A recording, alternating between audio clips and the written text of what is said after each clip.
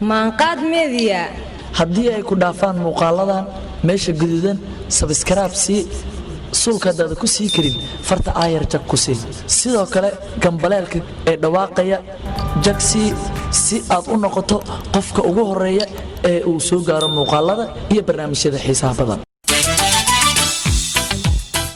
halkani waa maanqaad media ku soo dhawaada warbixinno ayaana idiin soo jeedinaya inta uu muuqaalkan idiin soo gaarayo awoodda alle ayay qayb ka yihiin xasharaadka iyo xayawaanaadka koonka ku nool taasoo ka mid a calaamadaha eebbaweyne lagu garto xasharaad badan oo ayaxa ayaa ku habsaday deegaanka ceelasha biyaha ee duleedka magaalada muqdisho waxaana dadka ay cabsi ka qaadeen sida koronkorada ah ee ayaxaas uu ku socday waxay sheegeen dadka in ay dareemayeen awoodda alle oo ayaxa markii uu magaalada muqdisho isku soo dayo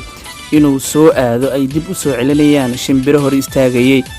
qaar ka mid a dadka ku dhaqan ceelasha biyaha ayaan xaqiijiyey arrintan islamarkaana sheegeen in guryaha qaarkood ayaxa isagoo raxan u socda uu ugu soo galay ceelasha biyaha ayaxa eber oo meel walba laga kiciyo haya garuulo waa hadda dadka lagu haya oo qofki wixii dhan uu qabsaday dadka ku haya xirme ay tahay xamar markay safka tahay shimbiro oo 6 iyo 7 dhana xamarka soo laabaa miyaa ku socdo daaxda inay ka gashay baalash maysa ay dhag ku fiiraysa waa soo gadooma dadka qas soo saara waa soo dijiray habkooy ku afsoo saaray xaafadana goob galaashana wallah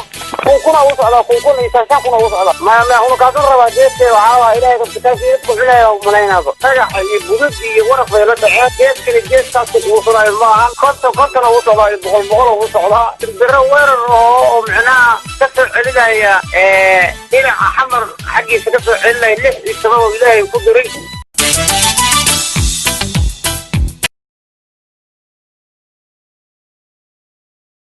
gudahaana intaasaynu kusoo gabagabaynaynaa daawadayaal muuqaalkan